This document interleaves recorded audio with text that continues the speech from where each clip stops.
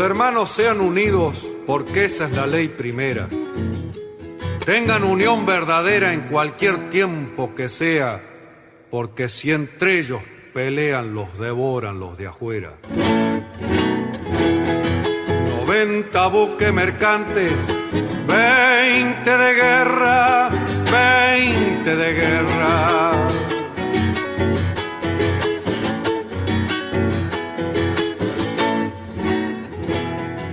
Vienen pechando arriba las aguas nuestras, las aguas nuestras.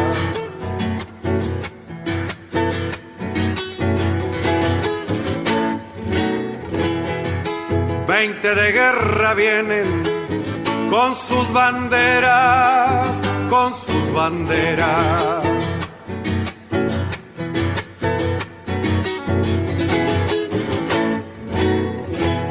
La pucha con los ingleses, ¿quién los pudiera? ¿Quién los pudiera?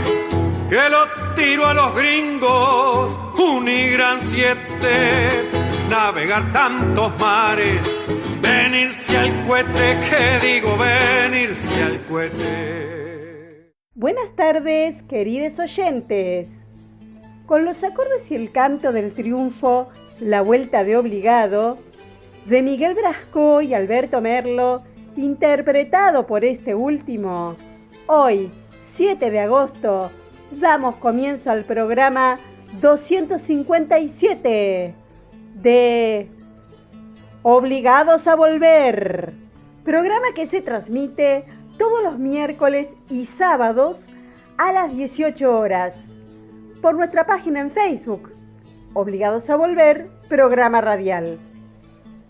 Obligados a Volver, un análisis de la realidad argentina y mundial desde nuestra mirada, que es nacional, popular, democrática, feminista, latinoamericanista y ambientalista. Obligados a volver, porque como dijo el general San Martín, cuando la patria está en peligro, todo está permitido, excepto no defenderla. Recordando además nuestras consignas fundacionales: lealtad a Perón, Cristina Conducción. Dirección: Norberto Raful y consejo de columnistas y asesores. Locución: quien les habla, Marina Martínez. En la operación técnica, Nicolás Rearte. A continuación, Norberto nos comentará, como suele hacerlo, el temario de nuestro programa de hoy. Buenas tardes, Norberto. Buenas tardes, Marina. Buenas tardes a todos, todas y todes, les oyentes de Obligados a Volver. Programa número 257, que corresponde al sábado 7 de agosto, que como es habitual lo organizamos en dos bloques. En el primer bloque arrancamos con la columna de política internacional de Hernán Pereira y le sigue la columna de Marina Martínez, que hoy va a tocar el tema violencia mediática. Pasamos por un número musical de RS Positivo y luego, antes de iniciar el segundo bloque, los comentarios habituales sobre nuestros otros medios de comunicación. Iniciamos entonces el segundo bloque con la columna de poesía de Miguel Ángel Duche, que hoy nos trae la poesía de Rafael Guillén, poeta español de la generación del 50. Luego viene la columna de cine de Rubén Cusati, que presenta la película de Ang Lee, el chino premiado varias veces, con el tema siguiente: Deseo, Peligro, la película del 2007. Bueno, se cierra así entonces el bloque con otro tema musical de RS Positivo. Y dicho esto, ¿qué te parece, Hernán, si arrancás con tu columna? Buenas tardes, compañeros. Este es el informe de política internacional. Yo soy Hernán Pereira, un antiguo colaborador de Obligados a Volver. Esta semana quería hablar de tres temas. Uno es el que tiene que ver con la pandemia y las vacunas. Y el segundo es la grave denuncia que realizó el gobierno mexicano en contra de los fabricantes de armas de Estados Unidos que dice que están fabricando armas especialmente para los narcos del país mexicano. Y el tercer tema del que quería hablar es de la situación de Pepín Rodríguez Simón, el abogado de Macri, e incluso su apoderado judicial, como quedó reflejado en el Poder que se publicó, la copia del Poder que se publicó esta semana en página 12. Es decir, Pepín Rodríguez Simón era el apoderado de Macri frente a los tribunales de justicia para todos los asuntos que involucraban al expresidente. Hay que acordarse de que está refugiado en Uruguay, ha pedido asilo diciendo que el gobierno argentino lo persigue y que él es un perseguido político. En realidad, la persecución deviene de una causa que le instruye la jueza Servini de Cubría y que tiene que ver con la persecución que hizo el gobierno de Macri, en particular Pepín Rodríguez Simón, a los miembros del grupo Indalo, Fabián de Sousa y Cristóbal López, que incluso le confiscaron los bienes y llegaron a pedir, y se tramitó la quiebra de todo el grupo y de las varias empresas que lo componían, a través de realizar una maniobra, una estafa, a partir de la AFIP, que dijo que el plan de refinanciación de la deuda del Grupo Indalo no había sido pagado por el Grupo Indalo, cuando en verdad lo habían pagado, estaba puntualmente pagado, y fraguaron comprobantes de que demostraban que en realidad no había pagado cuando había pagado, y los metieron preso a Cristóbal López, a Fabián de Sousa, les remataron incluso varios de los activos, y ahora el Estado se tiene que hacer cargo de una deuda tremenda con el grupo, y además de todo el daño que le provocaron. Pepín Rodríguez Simón fue y pidió asilo en Uruguay. Y la Comisión de Refugiados de ese país, que es un organismo estatal compuesto por 7 miembros y presidido por el canciller, que es Francisco Bustillo, que fue embajador en Argentina entre 2005 y 2010, resolvió no concederle el estatus. Pero de todas maneras, Pepín ahora puede pedir que se revea esa decisión, y luego esto va a la justicia, y después de la justicia tiene varias instancias, y finalmente el que decide más allá de la justicia es el gobierno de Uruguay, gobierno de derecha, que está liderado por Luis Lacalle del Partido Blanco, y que seguramente va a demorar las cosas, se supone que varios años, es decir que este hombre difícilmente pueda ser extraditado, pueda volver a la Argentina en un plazo como para llevar adelante un juicio que caiga sobre sus verdaderas responsabilidades. Lo ha hecho sabiendo de todas estas tramoyas y dificultades que tenía el proceso de traerlo de Uruguay, y se espera que esté varios años esto dando vueltas por allí, por lo menos mientras gobierne Lacalle y el Partido Blanco. Referido al tema de la pandemia, se ha desatado una controversia a nivel internacional por el precio de las vacunas.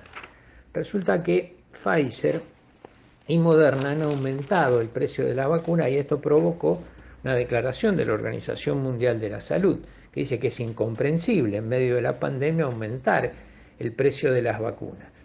Esto surge de contratos que se libraron estos dos laboratorios con la Unión Europea. El contrato abarca hasta 2023 y es por un total de 2.100 millones de dosis. Hay que decir que la Unión Europea tiene alrededor de 500 millones de habitantes, y 2.100 millones de dosis serían para vacunarlos 4 veces a cada uno. Pfizer pasó de 19,50 euros por cada vacuna, de 15,50, perdón, a 19,50, o sea, de $18,40 a $23,15. Moderna, de 21,50 euros, alcanzó ahora 21,50 euros y estaba en 19, es decir, aumentó $3, de 22,50 a 25,50. Hay que aclarar que Pfizer ha informado a la Bolsa de Valores de Estados Unidos que sus ganancias en el primer semestre de 2021 fueron de 10.400 millones de dólares, 10.400 millones de dólares, y ahora aumenta el precio de las vacunas. también lo de Moderna son cifras siderales de ganancia, y esto es lo que están haciendo en este momento los laboratorios a nivel mundial. Respecto a la vacuna Sputnik, mucho se habló esta semana en Argentina por la posibilidad de reemplazar la segunda dosis. Hay un informe inglés periodístico inglés de la BBC respecto a la dificultad que está teniendo Rusia para fabricar la segunda dosis de Sputnik. Resulta que la vacuna rusa tiene 2 dosis, como sabemos, y se fabrican sobre, por decirlo de algún modo, falsos virus que engañan al sistema inmunológico del cuerpo y lo obligan a generar anticuerpos que atacan al virus verdadero de COVID-19. Estos virus falsos se fabrican a partir del virus original de COVID-19, y es muy difícil la fabricación del segundo, incluso más difícil que la primera. Por eso es que los rusos no dan abasto en la producción, y además están teniendo un problema político interno grande porque se les fue de las manos también el avance de la pandemia. Y hay mucho reclamo de que las vacunas que existentes se dediquen a la población rusa y no a la exportación. De hecho, Rusia no ha cumplido con ninguno de los contratos que firmó de venta, ni con Irán ni con México. Con el que mejor cumplió fue con Argentina, así que calculen lo que fue con los demás: Guatemala, Angola, Bolivia, Honduras, Ghana, Venezuela, toda una serie de convenios que no cumplió en cuanto a la entrega. En Argentina entregó alrededor de 11 millones y medio de dosis, 9 millones de la primera y 2,5 millones de la segunda. Hay más de 6 millones de personas que están esperando la segunda dosis. Mucho de esto parece que ahora se puede cubrir, científicamente demostrado, con AstraZeneca y con Sinopharm, la China, de modo que se podrá mitigar de algún modo con eso, y otra con la fabricación local, que ya hay 1 millón de vacunas hechas, falta la aprobación técnica de los rusos, que también con eso tienen dificultades por una interna entre los científicos del Instituto Gamaleya y las autoridades políticas, y entonces todo esto está demorando notoriamente el arribo de la segunda dosis. Ya hay 1 millón fabricadas en la Argentina y están los elementos como para fabricar un par de millones más. La denuncia mexicana, la denuncia penal mexicana, es contra los fabricantes de armas de Estados Unidos, contra 11 de los principales fabricantes de armas de Estados Unidos. Lo presentó ante la Corte Federal de Boston, y es por facilitar el tráfico ilegal de armas a México. Los mexicanos tienen prueba: el 70% de los homicidios que sean violentos producidos en el país fueron con armas fabricadas en Estados Unidos. En 1997, que es el año de comparación contra 2020, era del 15%. Se encontraron en manos de los narcos fusiles de asalto AK-47, ametralladoras Browning M2 de calibre 50, que son directamente usadas por la élite de la infantería del ejército de Estados Unidos, y también se encontraron fusiles Barrett, que son para francotiradores de élite del ejército de Estados Unidos, fusiles de asalto AR-15, granadas y lanzacohetes. En Estados Unidos hay una enmienda que permite que los ciudadanos comunes compren armas. Hay alrededor de 20.000 armerías en los estados de California, Texas, Arizona y Nueva México, que son lindantes con México. Solo pueden comprarlas a las armas los ciudadanos estadounidenses. Entonces aparece lo que se llama comprador de paja, o van y le ofrecen una cierta cantidad de dinero a un estadounidense sin antecedentes, va y compra las armas y se la entrega a los mexicanos. Y la aduana mexicana es virtualmente un colador. Están todos los empleados amenazados y amenazada su familia, de modo que si no dejan pasar las armas, los matan o matan a la familia. Y como hay muy poco control en México, así llegan las armas fabricadas en Estados Unidos a los narcos mexicanos. Ahora es curioso, fíjense, la represión al narcotráfico está coordinada en Latinoamérica por la DEA. La DEA sostiene que los carteles de la droga, bueno, antes eran todos colombianos, ahora son todos mexicanos. Pero resulta que el mercado donde se consume la droga es en Estados Unidos, es el mayor mercado consumidor del mundo. No hay detenidos narcotraficantes, ni están señalados narcotraficantes estadounidenses. Es decir, que ellos tienen el mercado, tienen la plata, les llega la mayor cantidad de droga para la venta y no hay narcotraficantes norteamericanos metidos en el asunto. Y además los narcos, tanto los colombianos como los mexicanos, reciben armas de Estados Unidos. Y en México, en Colombia además, está todo el tema de los paramilitares, entrenados por el propio Estados Unidos y muy vinculados al tema de la droga.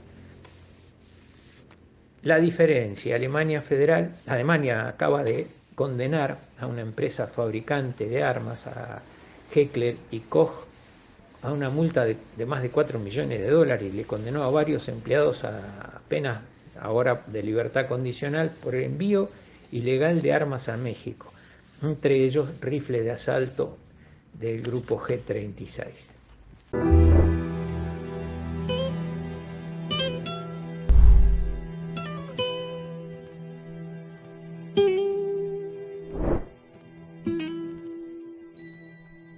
Buenas tardes a todos, queridos oyentes de Obligados a Volver.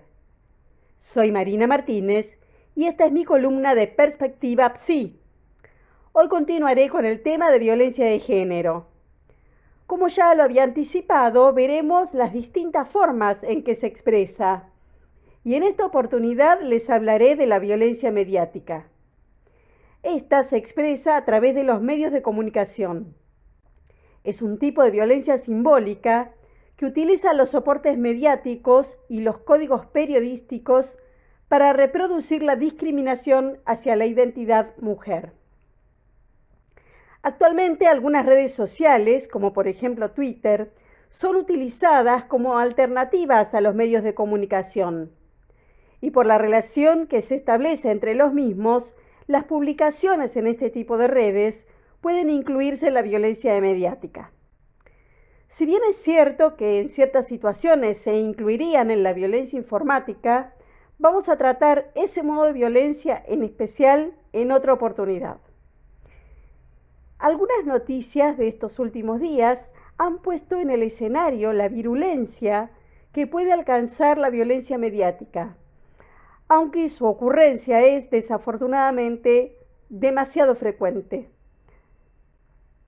Para citar dos ejemplos que elijo por ser recientes y de público conocimiento, tomaré las agresiones expresadas hacia Fabiola Yáñez, cuya demanda obtuvo un fallo a su favor, y las expresiones misóginas, descalificadoras y violentas de un diputado contra la actriz Florencia Peña.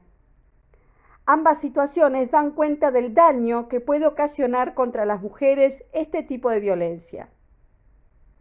Desde ya mi más enérgico repudio a todas estas agresiones y mi solidaridad sorora para con ellas y todas las mujeres y personas que por su identidad de género o elección sexual la padecen. Si profundizamos en todo lo que implica la violencia mediática, tenemos que pensar fundamentalmente en dos aspectos: el alcance de las agresiones y la exposición de las personas agredidas y su indefensión. Al tratarse de medios masivos, tanto en el caso de la TV como el de las redes, es tan amplio el alcance que pueden tener que resultaría imposible calcular a cuántos televidentes llega. Y si se trata de una publicación en una red social de alguien como un legislador que puede tener un altísimo número de seguidores por su función, la viralización de lo expresado puede ser cuestión de minutos. O sea, en un tiempo muy breve llega a miles de personas, de las cuales un importante porcentaje replica los dichos, opina, comenta y claramente puede llegar a personas de su ámbito familiar, laboral, de amigues, etc. Podríamos preguntarnos si quien realiza un posteo en las redes con contenido de violencia de género, descalificando a una mujer, humillándola, lo hace a sabiendas del alcance que puede tener su agresión. Es imposible pensar que no sea así en los casos que mencioné, ya que en el ocurrido contra Fabiola Yáñez y Estanislao Fernández, pareja e hijo de nuestro presidente Alberto Fernández, por parte del propietario del portal Agencia Nova, alguien que de ninguna manera podría ignorar los alcances de agredir a la primera dama, nada menos, no hay posibilidad de creer que no supiera el daño que podía hacer. Tampoco es posible imaginar que el diputado de Juntos por el Cambio, o Juntos como se llamen ahora, podría ignorar el alcance de sus palabras contra Florencia Peña. Entonces, en ambos casos es muchísimo más grave el delito. Sí, delito. Porque viola tratados internacionales de prohibición de la violencia contra las mujeres. Porque los que ejercieron la violencia tenían la intención de hacer el mayor daño posible. El dueño del portal Agencia Nova fue encontrado culpable. Sin embargo, una pena de 25 días de prisión en suspenso suena irrisorio frente a la magnitud de la violencia ejercida. ¿No les parece? También el fallo aclara que por 2 años no puede ni tomar contacto por ninguna vía ni nombrarla a Fabiola Yáñez. Y uno se pregunta, ¿por qué solo por 2 años? ¿No? En fin, la resolución del caso la pueden encontrar fácilmente googleando. Podríamos decir que el fallo es un importante precedente. Es una marca, una huella de que la violencia de género en su expresión mediática es un delito y que merece sanción y pena. Es un comienzo. Algunos podrían decir que el fallo resultó favorable porque se trataba de la pareja del presidente, y tal vez es cierto. Sin embargo, es importante tener en cuenta que en la justicia, los casos que se resuelven de manera novedosa establecen antecedentes, llamados jurisprudencia. En el caso de Florencia Peña, las expresiones misóginas de Fernando Iglesias fueron repudiadas por diferentes colectivas de mujeres, entre ellas por legisladoras del Frente de Todes. Y Gabriela Cerruti presentó, con el apoyo de otras diputadas, el pedido de exclusión de la Cámara Baja del agresor, que ya ha incurrido demasiadas veces en agresiones hacia sus compañeras y otras mujeres, demostrando así su odio y el ejercicio de violencia machista hacia ellas. Otra vez pienso lo mismo. La sanción parece ser demasiado leve con respecto a la capacidad de producir perjuicio. Pero a la vez, si se logra su expulsión, se habrá dejado una importante huella. Aparte de la exposición a la que fueron expuestas, y son expuestas muchas mujeres cada día, aunque no se haga público ni viral, tenemos que analizar lo que significan para una mujer las expresiones de violencia de género en su expresión mediática. Leerlas y saber que las injurias son públicas, que se multiplican con cada agresor o agresora, porque aún hay mujeres que replican la violencia machista,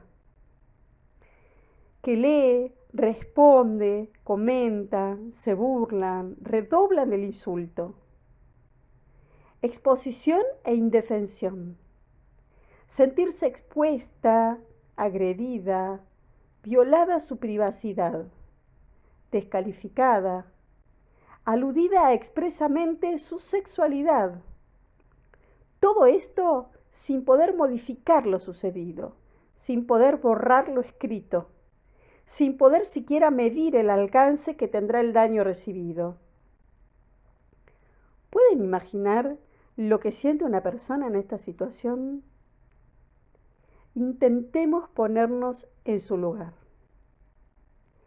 Y yo me pregunto, ¿estos son los privilegios que resguardan quienes defienden el sistema patriarcal y atacan al feminismo? Que haya hombres que infligen un daño a las mujeres abusando de su poder, mediático en este caso, que lo utilicen para tener un rédito político. ¿Realmente creerán que es un privilegio ser viles? ¿Creen que es un privilegio a conservar, deshumanizarse, volverse un esclavo del poder y del dinero, del mercado? Por suerte, algunos diputados salieron a repudiar los dichos de sus congéneres, de su congénere. Tal vez empiece a restar ser misógino y violento. Afortunadamente, ya hay hombres que quieren deconstruirse. Celebro que se cuestionen los supuestos privilegios que ha otorgado el patriarcado. Y, aunque tenemos todos un largo camino para recorrer en la deconstrucción, demos juntos los primeros pasos. Hasta la próxima.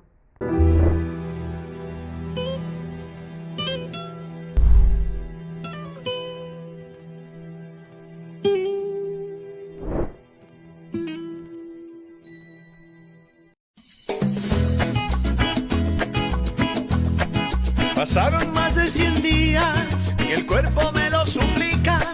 Pasaron más de 100 días y el cuerpo me lo suplica. La cuarentena se alarga, yo quiero ver a mi chica. Pare la mano, ya el virus se ha propagado. Esto no es joda, tengamos mucho cuidado. Iré a visitarla un rato, esa muchacha es divina. Iré a visitarla un rato, esa muchacha es divina. Prometo antes de tocarla, bañarme con lavandina. No se enloquezca, intime por el correo. La lavandina te arruga y te deja feo. Voy a sacar un permiso para una noche de amor. Voy a sacar un permiso para una noche de amor. El Estado, si es preciso, que mande un observador. Quédese lejos, que el virus ya pasará. Por el momento, a besarse por WhatsApp. Pero si se permiten salidas por salud o nutrición, si se permiten salidas por salud o nutrición, necesito por mi vida liberar esta pasión.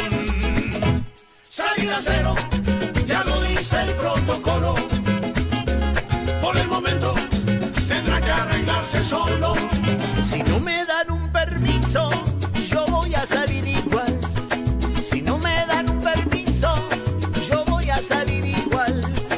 Lo hago sin previo aviso y ejerzo mi libertad. Salir ahora es un acto inoportuno. Por ansiosos como usted, por ansiosos como usted, volvimos a fase 1.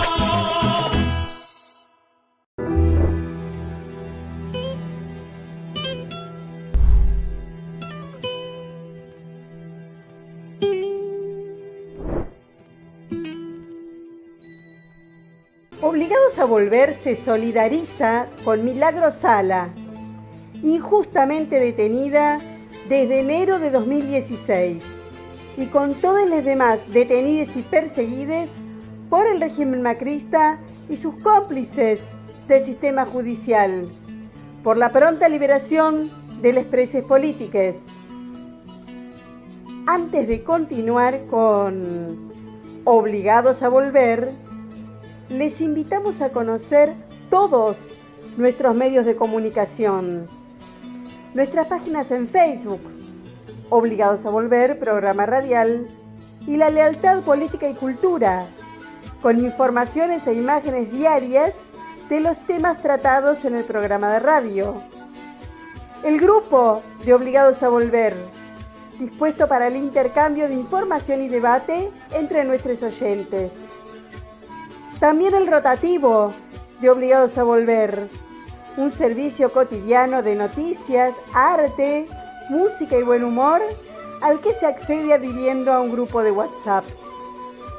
Les recordamos suscribirse a nuestro canal de YouTube Obligados a Volver donde pueden consultar los programas ya emitidos y material audiovisual en varias listas de reproducción. Y seguimos sumando espacios para compartir con ustedes. Ahora también estamos de lunes a jueves a partir de las 21 horas comentando las noticias más importantes en un nuevo espacio llamado Comentarios Obligados. Los esperamos, como siempre, en nuestra página en Facebook, Obligados a Volver, programa radial.